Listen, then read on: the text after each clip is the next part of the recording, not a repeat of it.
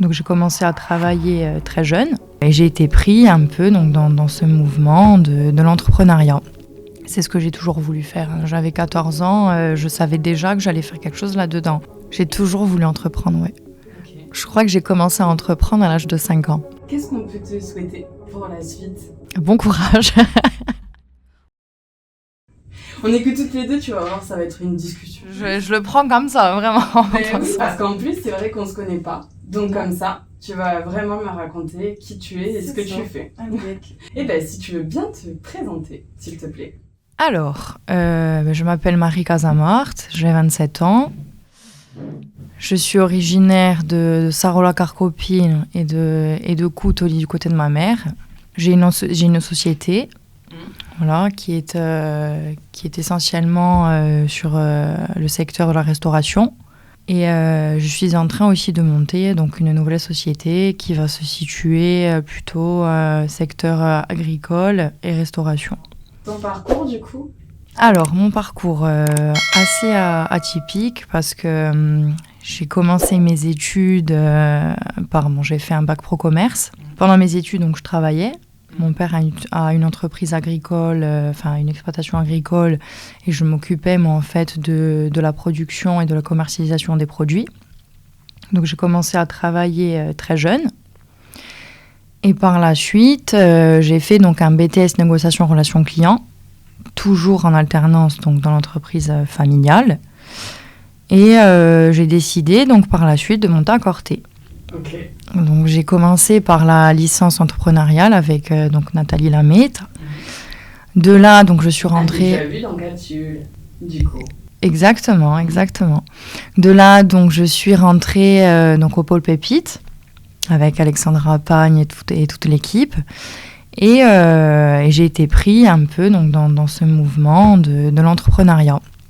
Il se trouve que donc, quand j'étais dans le parcours donc, de la licence, j'ai également fait un diplôme d'accompagnatrice de randonnée qui allait me permettre donc, par la suite de monter mon projet comme il fallait. Et en une palette de formations très diverses. C'est ça, c'est exactement ça, mais qui au final... ça m'oriente très bien autour de ton projet. Quoi. C'est ça, ouais. J'avais besoin de tout ça, en tout cas. Et du coup, donc, j'étais également donc, alternante donc, dans l'entreprise familiale, toujours au sein de l'exploitation agricole, où je m'occupais donc, du développement de celle-ci et de la commercialisation des produits. Donc ça, plus donc le diplôme, plus le diplôme d'accompagnateur de randonnée. Et sur la fin donc, de l'année, j'ai monté moi-même ma micro-entreprise. Voilà, qui au final, je dirais, était le lancement de tout. Par la suite, donc, j'ai fait un master management avec donc, la spécialité master marketing et toujours en alternance dans l'entreprise et avec ma société. Quand j'ai terminé mes études, je suis partie aussi à l'étranger pour voir un peu ce qui se faisait là-bas, au niveau, je dirais, de tout ce qui est restauration, grands groupes commerciaux, tout ça. Donc, Ce qui t'a aidé pour ta micro ? Ce qui m'a aidé pour ce que je vais faire là maintenant. Ah d'accord. Voilà. Pour ta deuxième société en lancement. Exactement. Okay. Donc du coup, donc, je suis partie, j'ai appris un tas de choses. Quand je suis rentrée, j'ai voulu me faire une expérience en fait, dans une entreprise. Donc je suis rentrée dans une entreprise d'ici. J'ai travaillé pendant à peu près 2 ans et demi. J'avais toujours donc, ma société en parallèle. Où j'ai développé pas mal de choses du coup pendant ces 2 ans et demi. Okay. C'est-à-dire que j'ai fait une ferme auberge chez moi au village sur l'exploitation agricole où je travaille essentiellement l'été sur celle-ci parce que c'est en saison que ça marche.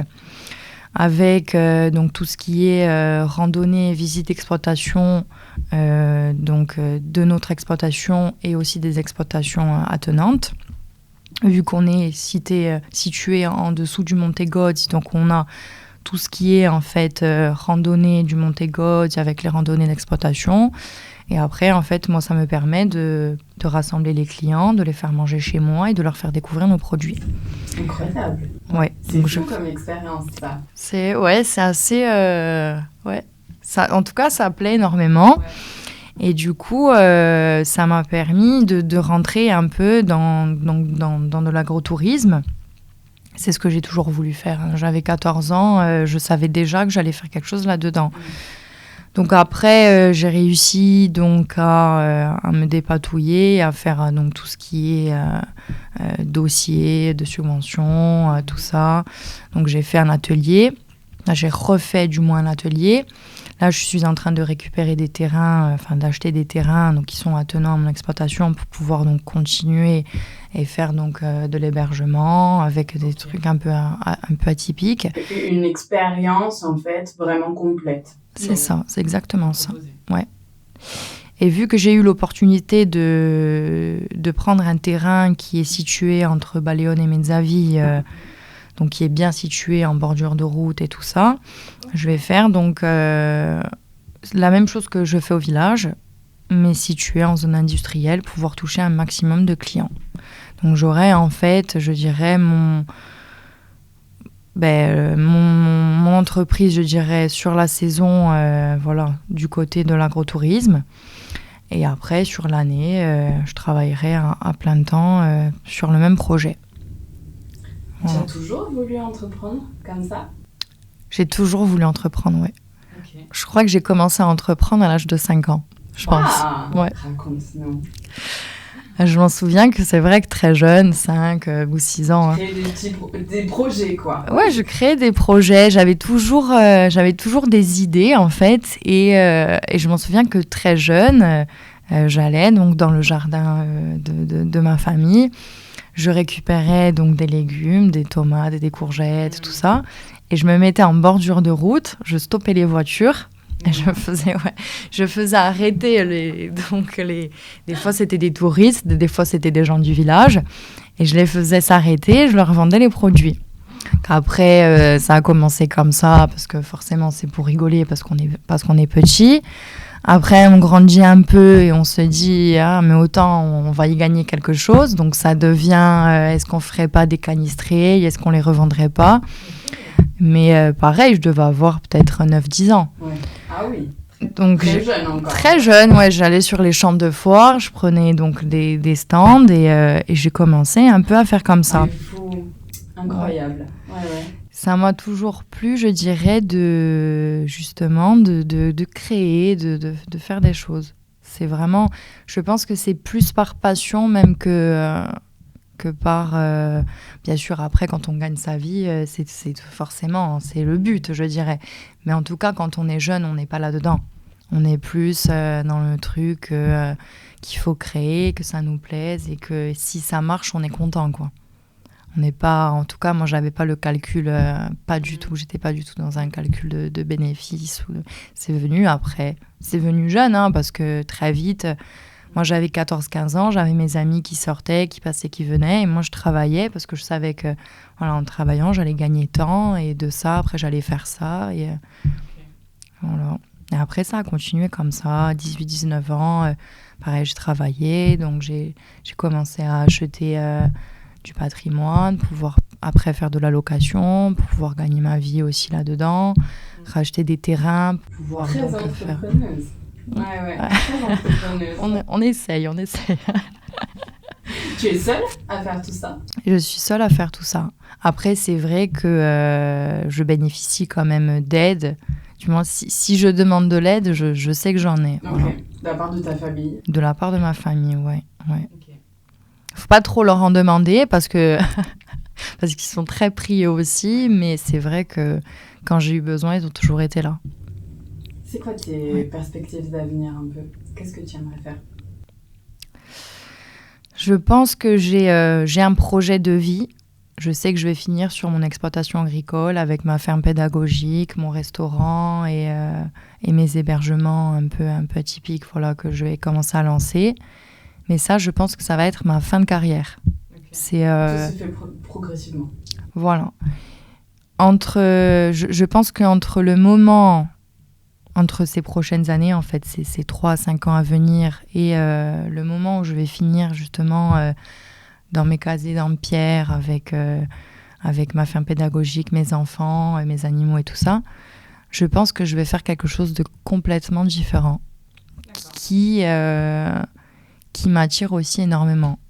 Du style, du développement de produits à l'international avec peut-être une création d'affaires aux États-Unis parce que je suis partie du coup là-bas. Okay. Et je m'étais fait des contacts et tout ça là-bas. Et c'est vrai que c'est quelque chose qui m'attire énormément. C'est fou ce parcours. Ouais, je pense que c'est quand on aime en fait, quand on aime bouger, quand on aime créer. Je pense que je pense qu'en fait on peut être tout. Je pense qu'on peut tout faire en fait quand on aime créer. Voilà. C'est impressionnant ce parcours en tout cas. Et ce que tu dis, est-ce que tu dirais qu'il y a des profils d'entrepreneurs, des profils de créatifs? En t'entendant, c'est un peu... on sent le profil créatif, c'est pour ça que je te pose cette question. Je pense qu'il y a je vais aller un peu plus loin, mais je pense qu'il y a des profils d'artistes. Je pense que tout entrepreneur est d'abord un artiste. D'ailleurs, on le voit souvent, c'est l'esprit créatif, hein, c'est l'esprit, la création, voilà, c'est le côté artistique. Et on le voit beaucoup, tout entrepreneur, c'est faire en fait... Il n'y a pas beaucoup d'entrepreneurs qui ne sont bons que, je dirais, dans leur branche. Si on regarde un peu, ils savent tous un petit peu tout faire. Parce que déjà, le métier veut ça, parce qu'on est obligé de mettre un peu le nez partout. Mais aussi, je pense que c'est une manière d'être. Je pense vraiment qu'on est comme ça. Ouais. On est NAIT et on est EST. D'accord, ok. Voilà. Et avec toutes ces activités, comment tu fais pour gestion du temps, vie pro, vie perso? Pour le moment, des projets perso, j'en ai pas. Hein. J'ai pas de vie de famille. Un élément tellement commun avec beaucoup d'entrepreneurs et d'entrepreneuses. Ah ouais. C'est de vivre de ces projets, quoi. Ouais. Le truc, c'est que moi, je sais que le jour où je vais vouloir des enfants, je vais vouloir faire des enfants pour m'en occuper. Donc, tu fais tout maintenant. Voilà. Donc, je suis obligée, en fait, de mettre un petit peu de côté ma vie familiale, du coup, pour pouvoir me plonger à fond dans mes projets. Et par la suite, quand j'aurai le temps et que je serai un peu plus tranquille de ce côté-là, je me plongerai plus du côté familial, ouais. Tu investis ton temps maintenant. C'est ça, ouais. Parce que je sais que le jour où j'ai des enfants, je vais vouloir m'en occuper à plein temps. Et d'où, en fait, le projet de fin de carrière avec ma ferme auberge, mes produits, mon restaurant. Et de t'occuper de tes enfants, dans cet environnement-là. Exactement. Incroyable. Ouais. Compliqué d'avoir des enfants en bougeant un peu partout dans le monde. Et disons, il y en a qui le font, mais je leur souhaite du courage. Je sais pas comment ils font, en fait. Autant tu le feras. Peut-être, oui. Je pense que je suis assez folle pour le faire, oui. En tout cas, je pense. Tu parlais tout à l'heure du coup de la licence entrepreneuriat, du master management, j'imagine, à l'IAE. Oui. Du pôle Pépite. Tu t'es fait accompagner pour la création de tous tes projets. Par exemple, du pôle Pépite, comment ça se passe? J'ai été vachement aidée sur le développement de mes projets, plutôt sur le côté paperasse, montage de dossiers, tout ça, ouais. Ils sont, puis même, ils sont très à l'écoute. On passe un coup de fil, on a le contact d'une personne. Ça, c'est top. Ça, c'est vraiment top. Ça t'apporte un réseau, quoi. C'est exactement ça, ouais. C'est un réseau, c'est très, très important, surtout quand on est jeune.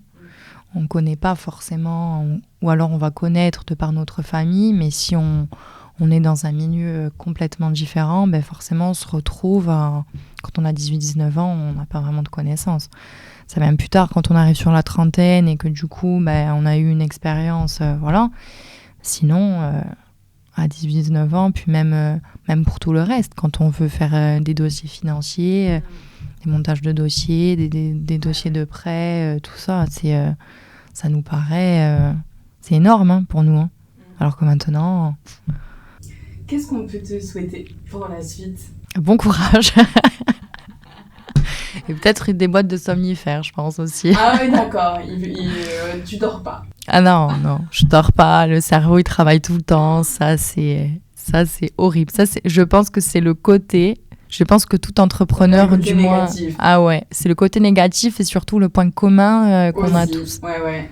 Non, le temps perso, le temps pro, vivre de ses projets, pas dormir tout le temps, réfléchir tout le temps, on se réveille, on a une idée pour notre entreprise, on a marre sur le téléphone. C'est ça. Ah oui, moi vous prenez mon calepin des notes sur l'iPhone, parce que nous c'est les notes, c'est ça. Ça fait rire, ouais. Ouais, moi il ressemble à rien. Franchement, il ressemble à rien. Écoute, bon courage pour la suite. Du coup, on te souhaite la réussite de tous tes projets. J'espère peut-être te revoir dans le capsule un jour pour nous parler de tes prochains projets. Je pense que j'y serai en tout cas. Merci beaucoup.